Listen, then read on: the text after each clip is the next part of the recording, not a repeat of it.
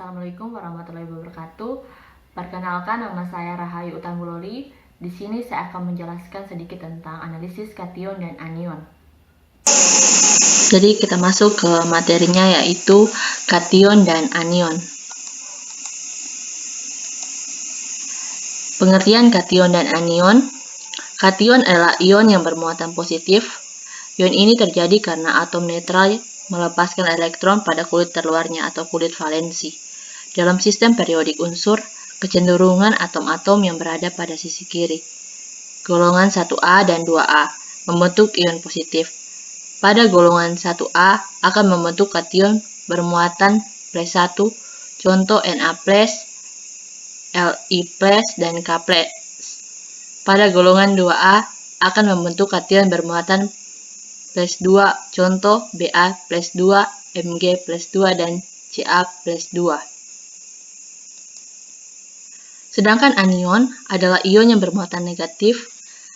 Ion ini terjadi karena atom netral menerima elektron. Dalam sistem periodik unsur, kecenderungan atom-atom yang berada pada sisi kanan, golongan 6A dan 7A membentuk ion negatif. Pada golongan 6A akan membentuk anion bermuatan -2, contoh O2- dan S2-. Pada golongan 7A akan membentuk anion bermuatan -1, contoh F-, C-, Br-, dan I-. Anion-anion dapat dikelompokkan sebagai berikut. Yang pertama itu anion sederhana seperti O2, F- atau Cn-.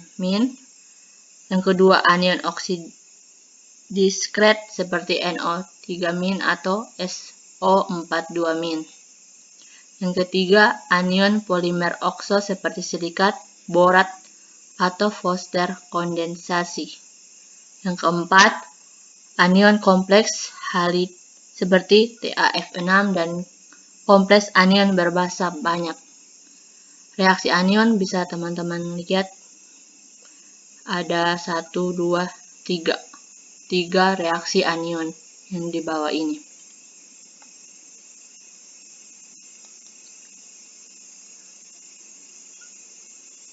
Kemudian daftar beberapa jenis kation dan anion.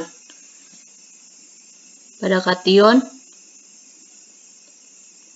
ada 7 dan di anion ada 7 juga.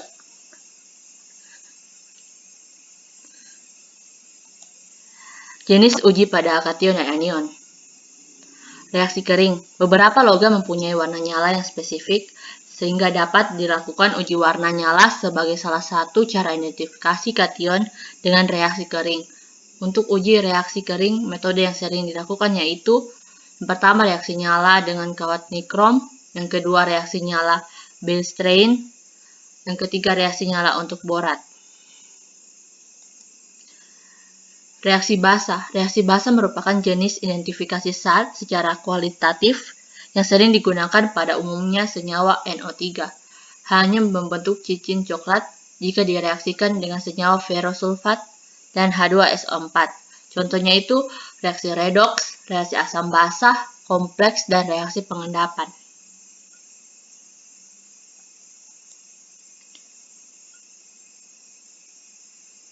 Ini klasifikasi kation.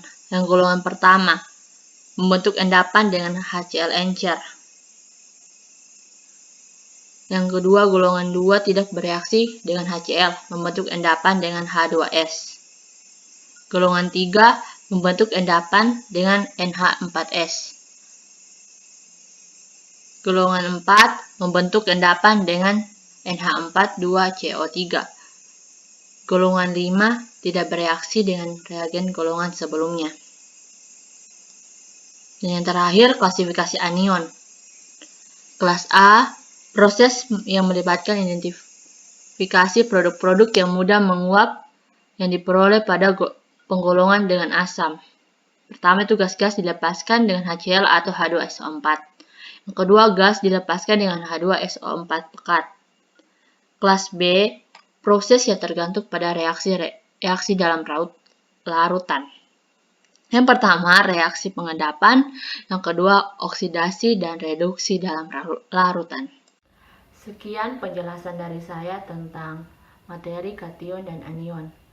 Lebih dan kurangnya saya mohon maaf, semoga materi ini bisa bermanfaat bagi teman-teman. Sampai jumpa.